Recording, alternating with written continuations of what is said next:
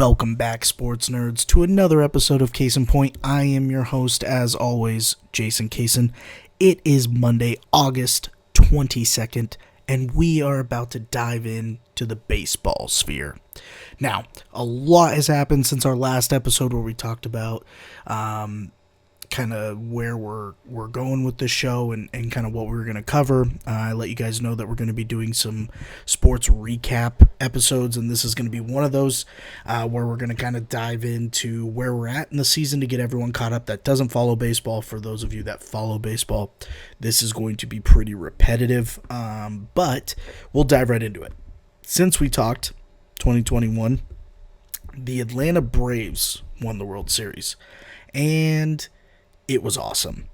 Now, what was not so awesome about that is you get the downfall of a championship team, and that's where you have the players that their contracts are up, and it's time for them to hit free agency. Now, what you don't see is you don't see a player like a Dirk Nowitzki win a championship and then go to, I don't know, the team that's second best in the NBA. So that would be like Dirk Nowitzki losing and joining Kobe for the Lakers. You don't see that happen.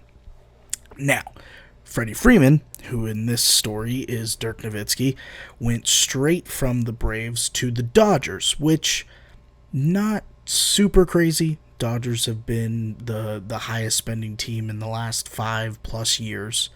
And first base was definitely a need. They had players that could play first base, but it wasn't their primary position. And it's a good lefty bat that they can add to the lineup, especially since Bellinger, who is supposed to be this great, lefty power swinging outfielder / first baseman, can't hit the broadside of a barn. So they decided to go after Freddie Freeman, which is good for them. Now, what was weird about it was the lack of communication between the Braves and Freddie Freeman. So you would think this guy's played his entire career for the Braves, takes the Braves to a World Series, wins the World Series, and no communication about re-signing him. And what's even weirder is there was plenty of first basemen out available for trade or via free agency, that if Freddie Freeman was out of the budget, you would have seen them make a move a lot quicker. They didn't. They basically waited until it was inevitable that Freddie Freeman's leaving, and then they go and trade for a first baseman, which in this case, Matt Olson, good first baseman, not better than Freddie Freeman, but a good substitute for what happened. So it was kind of like, maybe they were working behind the scenes and we just haven't heard anything. Well, come to find out, and we kind of touched on this on the first episode when we came back, there was some controversy to where Freddie Freeman's agent was kind of pushing for the Dodgers, so he could be whatever his motive was there. More clients are in the LA area. He's in the LA area. Money might have been the same, but he might get more incentives going to the Dodgers, so more kickback percentage for him. I mean, there's so many things that could be his motive. Also, if he's petty, doesn't like the Braves or the way ownership was talking or dealing with Freddie Freeman's contract and he got butthurt about it, who knows? But the fact of the matter is, the Braves very much wanted to bring Freddie Freeman back, and Freddie Freeman didn't know because Freddie Freeman's agent didn't let him know. So Freddie Freeman's in this whole process where he's like, you know what? It is what it is. I'm going to go to the Dodgers. Hey, guess what? Me on the Dodgers is better than me on the Braves because I'm surrounded by way more talent. And I'm surrounded by talent that is solidified talent, not up-and-coming talent that not necessarily they're not good, but, they can have a slump year or they try to learn something or advance their game and it just doesn't work out. Whereas the Dodgers have 7+ all-stars on their team that are solidified all-stars. So in his mind, yes, sucks, get over it, move on. Well, how we found out about this was Freddie Freeman goes back to Atlanta for his ring ceremony, and he's super emotional, and it didn't seem like someone that had the offseason that he had going to the Dodgers, because it would seem as if this was your decision to leave, you would have had these emotions prior. you would have gone through this emotionally, personally. This would have happened before you left. And he's very emotional to the point where the innocent bystander, the casual viewer can see it. Not necessarily the media or the people that, understand the situation. Just the people tuning in are like, wow, this guy really loved his team, and by golly, he's not happy. He's very sad about this. So, which led people to dive into it, and come to find out, Freddie Freeman actually comes out and lets them know that he learned some things, and some things he's not too happy about, and rightfully so. And basically what happened is the Braves, they had a heart-to-heart with Freddie Freeman. When he comes back for the ring ceremony, starts seeing the people that he hasn't seen in a while, that he's seen his entire career up until this point. And, it starts bringing up emotions, and then conversations start to happen, and then he realizes, like, oh, crap, I could have come back. My agent basically pushed me this direction when the money was on the table. Freddie Freeman could have came back for the same money, if not more. Kind of like a Devontae Adams kind of thing. But the only difference is Devontae Adams wanted to leave. I don't think Freddie Freeman wanted to leave. And what makes this even weirder, or even like more controversial, is once he left, Ronald Acuna, who is now the solidified Brave star, basically comes out and starts saying how bad of a teammate Freddie Freeman was. When literally Freddie Freeman is painted as like this ultimate team guy, like the guy that stuck around. Like, the Braves had crap years and he stuck around, and he was the face of that franchise. And Acuna, great ball player, one of the best outfielders, especially hitting outfielders in the game, he just comes out and starts blasting him. So it was almost like, at the time, it was like, oh, whoa, this is why the Braves moved on. He wasn't that good of a teammate. Ronald Acuna, this 5-star athlete, this top prospect coming up into the system, didn't feel like he was a good teammate. So why would they keep Freddie Freeman around if they have all these young guys coming up? So it was like that added, like, oh yeah, that's why they moved on. And then you find out, no, that wasn't even a discussion. Like, Freddie Freeman was coming back if his agent didn't play a factor in it. Now, is all this true? There's enough reports that lead me to believe that this is a bigger story than it is. But could he have ultimately made the decision to go to the Dodgers anyways? Absolutely. 100%. But the way that he was acting almost feels like, if money matched, I think he comes back. Who knows? Now, moving forward. We've moved on. Freddie Freeman's moved on. We're past the All-Star break. Coming out of the All-Star break, we had a lot of big storylines. We had some big teams that were winners, some big teams that were massive disappointments. Hence why there's no halo on the hat today. It's the Rocket City Trash Pandas, because my Halos are probably the most disappointing team this season. Injuries definitely killed them. My biggest losers so far, a little over halfway through the season, obviously the Angels. That's a big one. 27-14, I believe, is what they are, fully healthy, which not still with the talent they have would be a not so great season, but much better than where they're at right now, being 11 games under 500. But they had a 14-game losing streak. They ended up firing their manager. Just a complete cluster. The Angels in the last 5 years have had a massive controversy that, okay, maybe not massive, but they've had a controversy that has leaked into the national media at least once a year. Pitcher dying, ODing, drugs being dealt through the organization, big time veteran players getting traded just because they're not playing well, even though you knew this was going to be part of the contract fall off.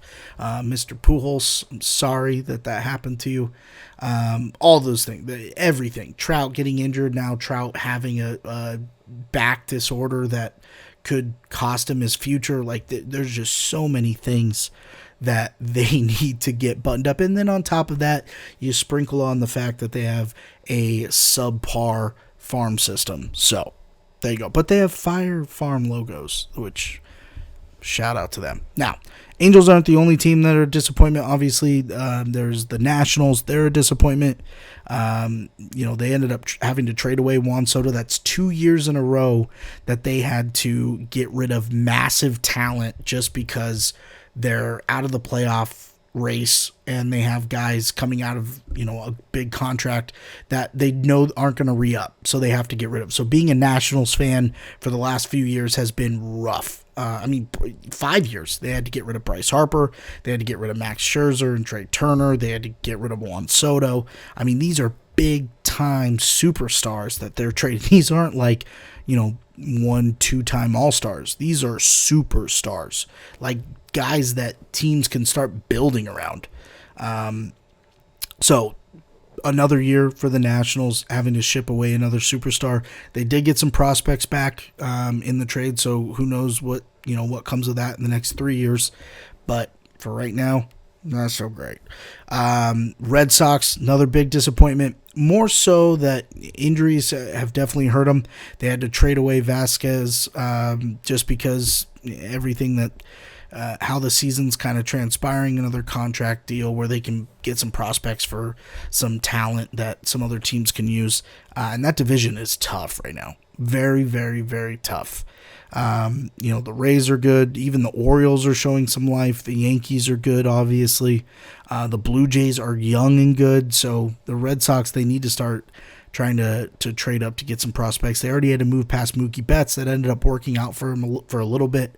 Xander Bogaerts might be the next guy out. Who knows? But they still got some decent bats. They're not totally out of it right now, but coming into the season, they were supposed to be one of the top 3 teams coming out of that division with the Rays and the Red Sox kind of fighting for that third spot with the Blue Jays and Yankees kind of holding it down. But right now, that's not the case.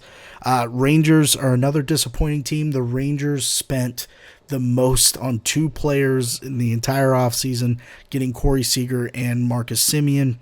And second shortstop, guys that are going to be turning to right up the middle of your infield. Probably your most athletic on the team. Best hitters by far. And they're scoring runs. Right now, I believe they're 6 under 500. And they only have like a run differential of like -4. So it's not like they're terrible, but they're definitely not playing up to expectations. Pitching is going to have to be a massive focus for them this next offseason, which honestly, if you look at any of these teams that are struggling, aside from the Nationals, because the Nationals have to start completely over, aside from the Nationals, all of these teams really just need to focus on where they can improve their pitching to try to keep them closer into games, and then you can get timely bats to kind of make up for that. White Sox, a little bit of a disappointment. Coming out of the All-Star break, they were sitting right around 500. That division is not good. And the White Sox probably had the most overall talent out of all those teams. The Twins made some moves, but it still didn't get them up to the scale where the White Sox were. So the White Sox, it was basically their division to lose, and they're losing it. They're not doing a good job managing it. So that one's tough to see. And then, Phillies, I would say they're kind of on the fence. They have a really good week, really bad week, really good week, really bad week. And it's almost like they can't win the games that matter. Which is really frustrating because they have a lot of young talent, and Bryce Harper is as clutch as they come. He's playing out of his mind. Another team that pitching can definitely help. They did make some moves at the trade deadline to try to improve that bullpen and improve some timely bats. Bringing in a guy like Brandon Marsh from the Angels, actually, who's a speedy outfielder that can kind of fill in a gap there for him at the back end of the lineup. So I would say out of all those teams, White Sox and Phillies are probably near the bottom of the most disappointing teams, but the expectations they had going into the year and where they're at right now just don't correlate. Now, on the flip side, the teams that are making massive improvements and have really surprised everyone, obviously the Dodgers, they're playing great. I mean, they're one of those teams that, you can turn on the game, look down, look up, and it's 8-0. Like, they have the best overall batting lineup, and they have guys on the bench that can hit. They just aren't right now. Max Muncy is a good hitter, and he's batting sub 200. Joey Gallo, traded for him in the offseason or in the during the trade deadline, having a terrible year. But we still know he can hit. So you got guys like that can come in, and then it's almost like everyone can play every position. Gavin Lux can play everywhere. Trey Turner can play everywhere. Mookie Betts can play everywhere. They can just mix and match and move these guys around. And it's almost like no matter what, you have good bats. 60% of your lineup, you're going to have good bats no matter what. Injuries, pitching assignment, doesn't matter. You're going to have a good lineup. So Dodgers are by far the favorite coming out of the NL right now. Astros, another team that, the thing with the Astros is they're starting to become the Patriots for me. No matter what the hype is in the offseason about how, they lost this, they lost that, they're not going to be good. The Astros are still there. They're not going away. Cheaters or not, they're not going away. So the Astros are having a great season. They're, fighting neck and neck with the Yankees, who's going to be the top team for the AL, which leads us to the Yankees being another team that has been impressive. We knew their bats. They added Joey Gallo and Anthony Rizzo and all these guys that can hit bombs. They ended up getting rid of Gallo because he just wasn't cutting it. They brought in Matt Carpenter. He had like a resurgence there for a little bit. They're a well-rounded team, and they have the pitching to match, which is scary. But they have had a little bit of a fall-off since the All-Star break. Could be, a lot of things, but the Yankees are still good. They're another team like the Dodgers. Not everyone can play every position, but they have enough depth to where they have 60% of good bats in their lineups. The most surprising team, I would say, out of this entire list has to be the Mariners.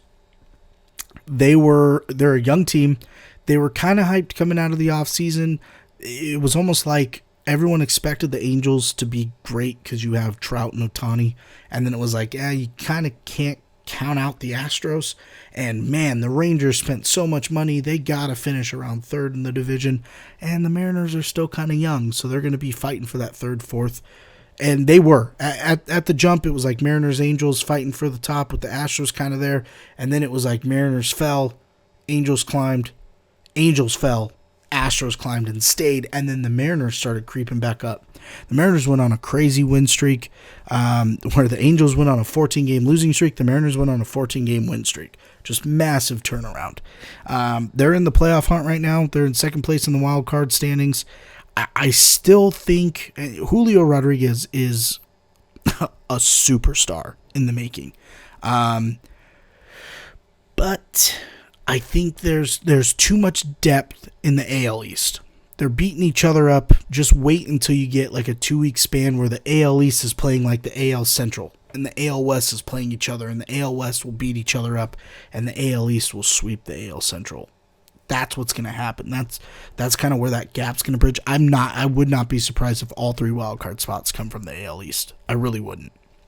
They're not coming from the Central. Whoever wins the Central, they're playoff bound, and second place is out. The way that the AL Central is going right now, that's the case. It's going to be, is the AL West going to get 2 teams or 1 team? The AL East, are they going to get 2 or 3? I mean, the Orioles are in the hunt. The Rays are in the hunt. The Blue Jays are in the hunt. I mean, you could even technically count the Red Sox in if you wanted to. There's a lot of good depth in the AL East, but the Mariners can't. They're in the spot right now. They can. I don't think they will, but they can. But they've been a massive surprise. Braves, another good surprise. Freddie Freeman kind of took the whole offseason talks and headlines. Like I said earlier, they bring in Matt Olson. He kind of fills that gap a little bit. Dansby Swanson is having a massive year. Austin Riley's having a massive year. They got Acuna back. Ozuna, who's been massive troublemaker, aggressive assault arrest, DUI arrest. He actually just made his comeback this weekend and was booed by his own fans just because of what he's doing in the offseason. But you add Ozuna to that, this team can go. They really can. So Braves they were like 50, I want to say they were like 59-41 at the All-Star break. So they're well above 500, playing great baseball, young talents. Their pitching's keeping up. Pitching's the only thing that scares me for the Braves. They have pitching depth, like in their bullpen, but their starting rotation, they have 2 to 3 really good arms that could carry them through a playoff series. But if it's something where, they go deep in the playoffs and they have to use a fourth guy, do they have that? I don't think they have the bullpen to do a bullpen start, but they have the bullpen that can close a game out if it's 2-0 or whatever. And the last and final team that's been impressive is the Mets. The Mets have been, they were a team, the Mets are, who's a good comparison for the Mets? The Mets are the Browns. The Browns were terrible. They were great in their heyday, terrible. And then, not great in their heyday, good in their heyday, terrible. And then they had this recent resurgence. And it was almost like the Browns roster is so good, they're playoff bound, they're going to make the playoffs. And it was like, no, you're not. No, you're not. Then the one year they beat the Steelers in a playoff game. And then it was like, oh, they're back. That's the Mets. The Mets have been down. They're on that slight climb. Wow, their roster's really good. They're going to make the play. Nope. Oh, wow, their roster's even better. They're going to make the playoffs. Injuries. Oh, wow, they're really good. They're going to make the playoffs. Oh, nope. Braves are better. Oh, wow, they're going to make the playoffs. They're going to make the playoffs. The Mets are good this year. And they are overall probably the most rounded team in baseball. They have the 2 best pitchers in baseball on their team, Jacob deGrom, Max Scherzer. No arguments. There's 0 arguments at that. They have a great shortstop in Lindor. They have a power-hitting first baseman in Alonso. Starling Marte has been rejuvenating his career. They are a good team. Then you get into Mr. Trumpets, Edwin Diaz, closing out the game. Good closer.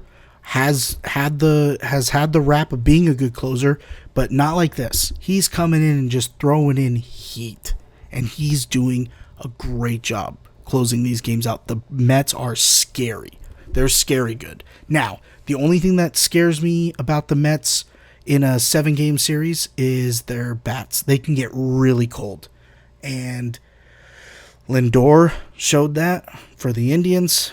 Starling Marte has shown that over his years, not necessarily in the playoffs, but he's just shown that he can go on a cold spell.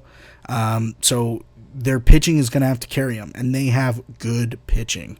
So we'll see how that plays out. But the Mets are another team that's been quite surprising. So we've talked about who's been surprising so far, where everyone's standing.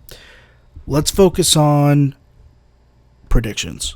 Okay, obviously we're going to dive into baseball more as the season goes on because we have all the way through October into November. So let's make some predictions. Now, August 22nd, 2022, CasonPoint predicts the following for MLB baseball. Now, we'll start on the AL side. We'll start AL side, okay? We're going to start with your division winners, and then we'll go into your wild cards. Okay? So I have, coming out of the AL East, no-brainer here, got the Yankees. They're cold right now. Not cold, but they're lukewarm. They're going to get hot, and they're going to get hot at the right time, which is scary. Not good, especially when you have bats like you do in that lineup.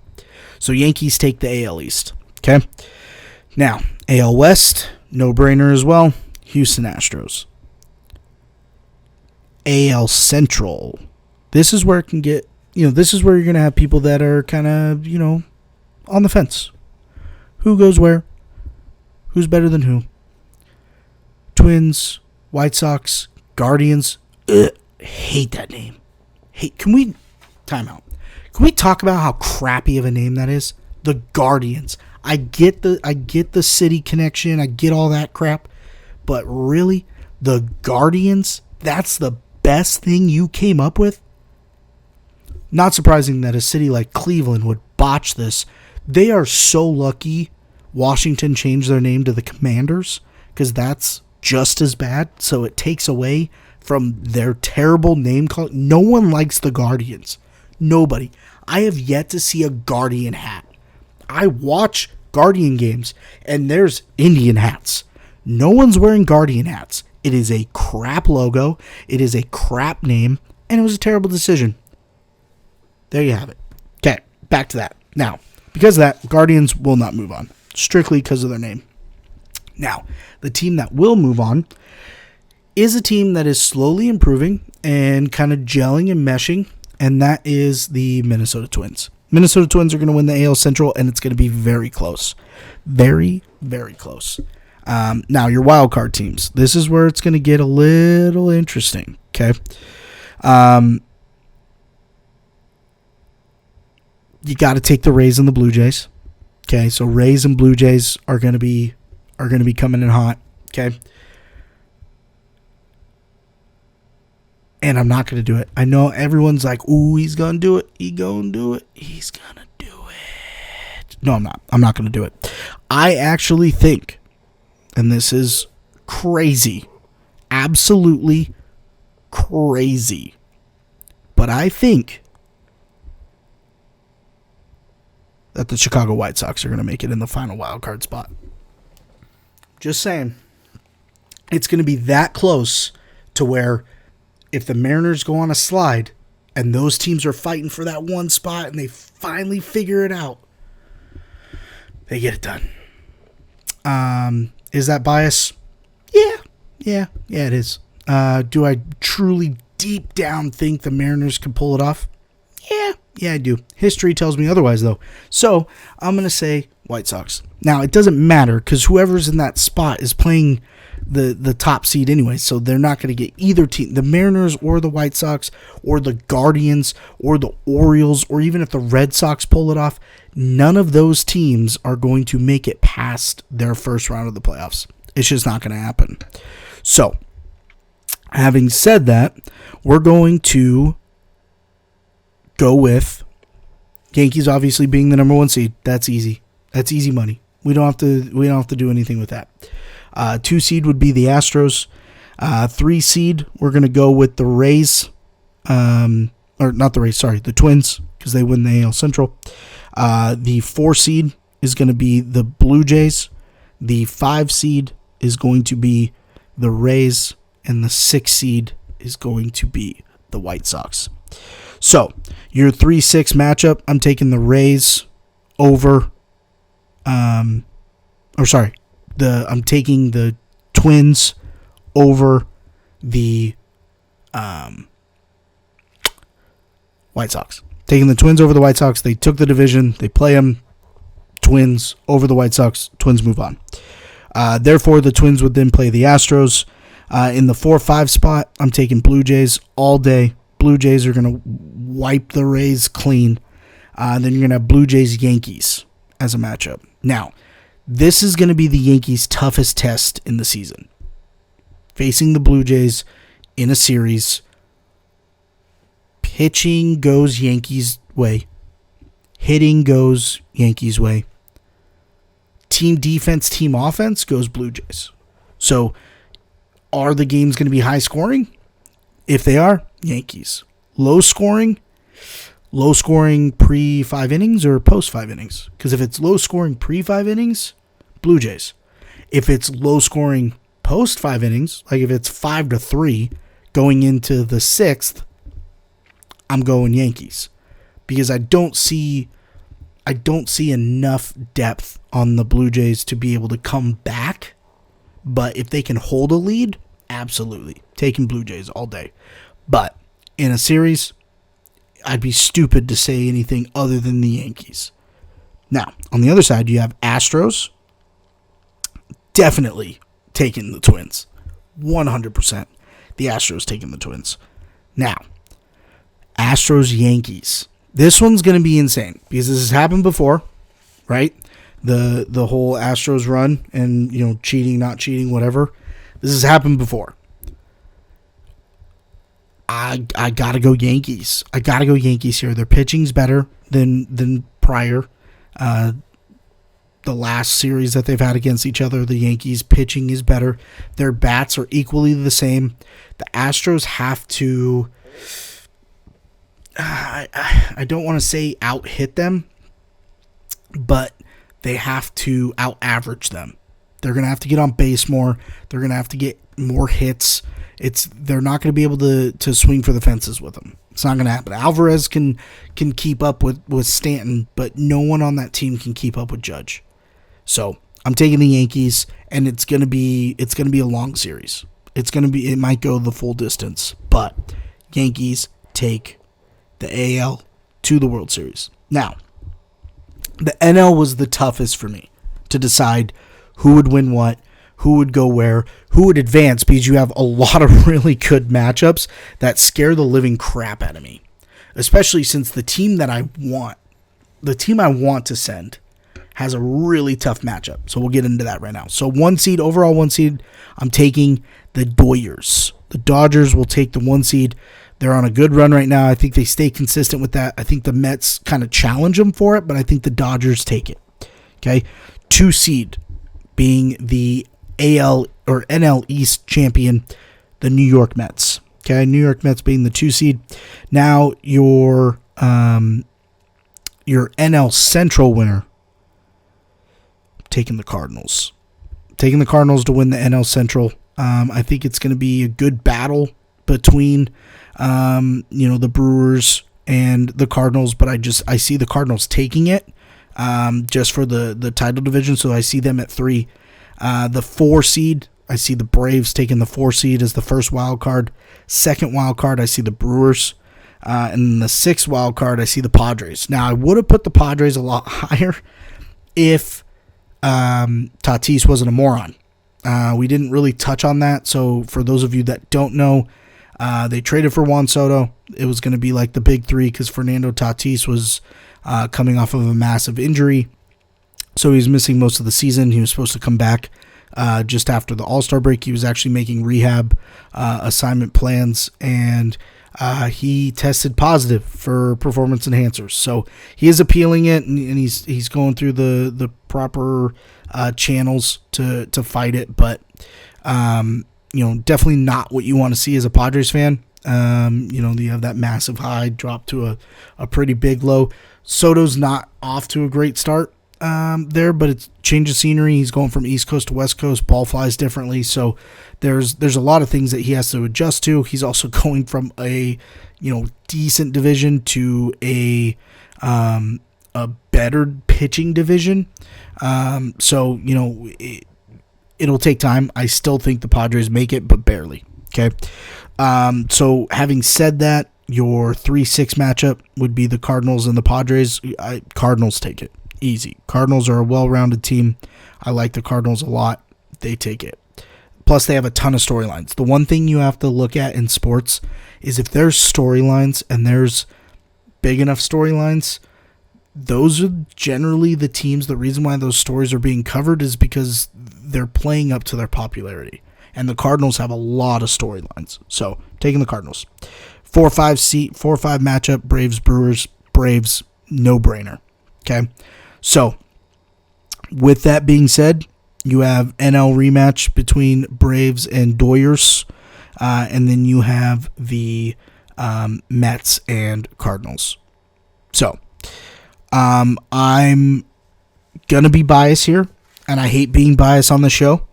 But I'm going to do it. And I'm taking the Mets. I think Mets beat the Cardinals. I think barely. I think they're both pretty well-rounded teams, but the Mets pitching is just unstoppable. So DeGrom has some work to do. He's coming back from his injury. He's made a few starts since then, dominated his first few and then had a rough one. So we'll see how he bounces back. He's going to have to pitch phenomenally for them to beat the remaining 3 teams of the Dodgers, Cardinals, Braves, whatever. And then obviously in the World Series. So we'll see. But I see the Mets taking the Cardinals pretty easily. Not pretty easily. They go the distance, but I don't think they get blown out in any games. I think they either win mightily or they lose a close one. Now, the matchup that matters the most in this, because this is going to be the team, one of these teams can take out the other. The Mets can beat both, Dodgers and Braves. But only one of these teams can beat the Mets. And it's the Dodgers. So if the Dodgers lose, then it's an all New York World Series. Which, talk about storylines. I really, really, really, really don't want to go that direction. I really don't. I don't want an all New York World Series. Not because I hate New York or I don't like the East Coast. Neither of those are true. I don't know. It's boring. It's bland. Okay? But Dodgers, Braves, that's not bland. That's exactly what baseball wants. Dodgers, Braves, Freddie Freeman, new team versus old team, Ronald Acuna facing the dude in the playoffs that he talked massive trash to. Who takes it? Braves or Dodgers? I'm taking the Braves, baby. Yeah, I goes the distance. I think the Braves pull it out. Yes, it's bias. I don't like it, okay? Internally, I'm fighting myself because the easy answer is the Dodgers, okay? But Dodgers haven't shown us that they can win a real World Series yet. So, they won a COVID year World Series. Woohoo. Shortened season. Not the same playoff format. I'm not buying it. I'm not. They don't have clutch hitter. Freddie Freeman and Mookie Betts are their clutchest hitters. The Braves know how to throw to Freddie Freeman. The Braves know how to play defense against Freddie Freeman. The Braves are much younger, more talented, future. I'm taking the Braves. The reason why I'm going to take the Braves, the biggest factor in this, guy we talked about a little bit earlier in Matt Olson. Matt Olson has the most to prove in this playoffs. Being on the A's, or coming from the A's, where you don't get a lot of playoff exposure from that team, especially in the last 5 years. And you're going to a team that just won the World Series. You're playing the guy that you replaced. You have to show up. I think Matt Olson has a massive series, and I think the Braves take it, and I think it is very close. Every game's close. I'm talking 4-3 every game. It's close. So, I'm taking the Braves. Braves-Mets. We just talked about, out of the two teams, only one of those could take out the Mets, and that's the Dodgers. Well, Dodgers are out. I think this is where the Braves end runs. Braves end runs. Braves run ends. The Mets are just too good. And as much as I hate to say it, we're going to have an all New York World Series. Mets in 6. Yeah, I'm going to stick behind that. I think the Mets have the best pitching. We've already talked about their two best pitchers. They have a great closer.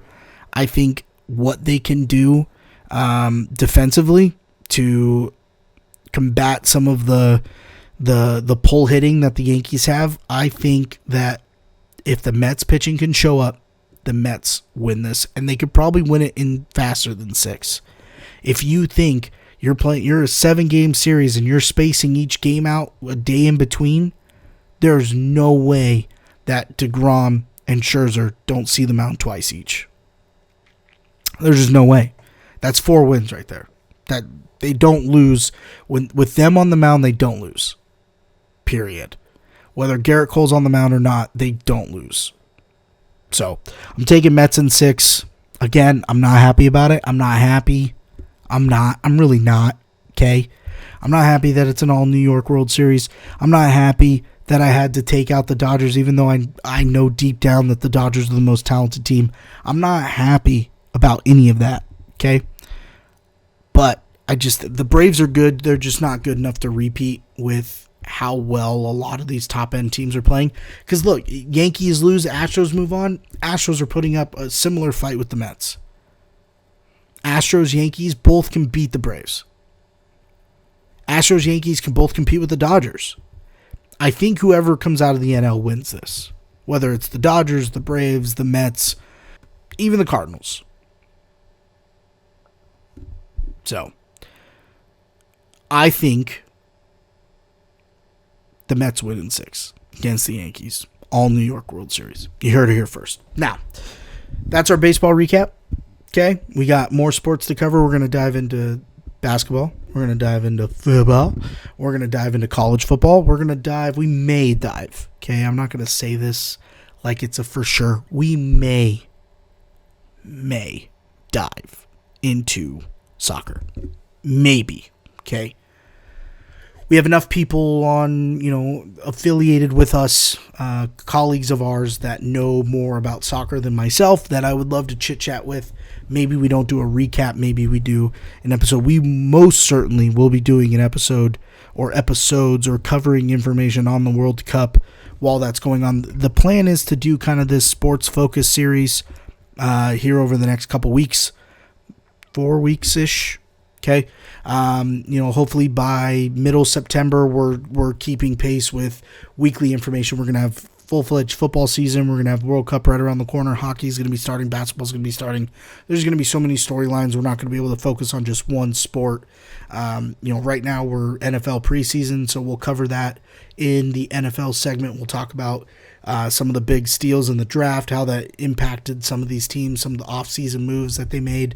We'll also do our NFL predictions since the season hasn't started yet. We'll do the same with the NBA now. We're also going to do the same with hockey. Hockey and NBA, we're going to have a couple of guests. We're really excited to bring these guys on. For basketball, we're going to have a repeat guest. Hockey, we're going to have a newbie. So we're really excited to have a lot of moves were made on the NHL side. So it's going to be really fun to sit down and chat. And then basketball, we got a little something, bringing a new segment in. I've always been a guy against power rankings, but I think we can spin it into a way that I enjoy talking about it, and having our guest with us is going to be super exciting. So be on the lookout for that. We're going to have those episodes coming out as part of this kind of sport focus series where we focus on just one sport.